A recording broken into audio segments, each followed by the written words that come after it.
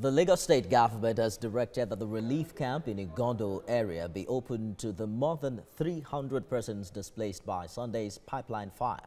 Well, this is happening 3 days after residents of the area experienced an explosion as a result of pipeline vandalism.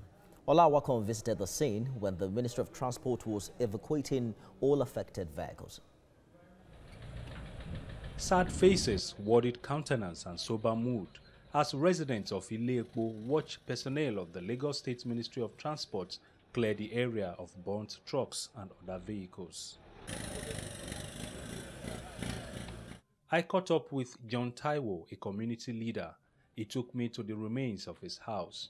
What Mr. Taiwo is wearing is all that he is left with. My house is a 3-bedroom flat bungalow and a room self-contained and a shop which my wife is using. So all got burnt. No pain, nothing that is escaped except this wearing and my trouser, and this is my bag.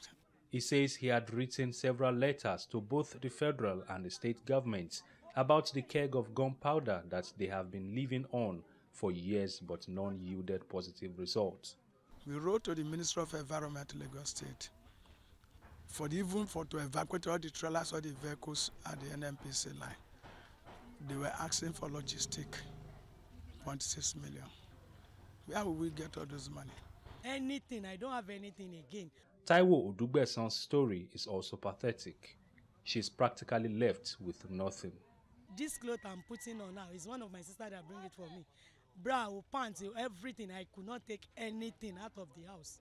And I have a shop outside my house there that I just stock. But okay, this is a new year. Let me start my business again. Everything I have burnt in the house. Yesterday afternoon when I now come and remove my own vehicle, and I think because there's no more to repair, and I give it to all these houses. These are some of the 300 victims who no longer have shelter. But the Lagos State government has directed that the Igando relief camp, operated by the state emergency managers, be opened to them. We are instructed to come and move these our people that their house burnt down totally to a camp, a refuge camp at Igando.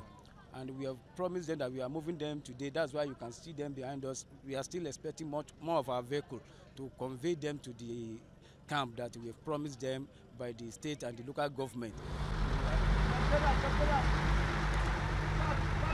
Officials of the Lagos State Ministry of Transport claim only few trucks were found left to be evacuated from the more than 50 affected vehicles they counted earlier.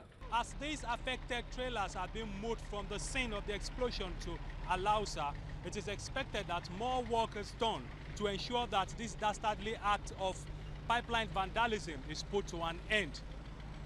Ola Awakon, TVC News, Lagos.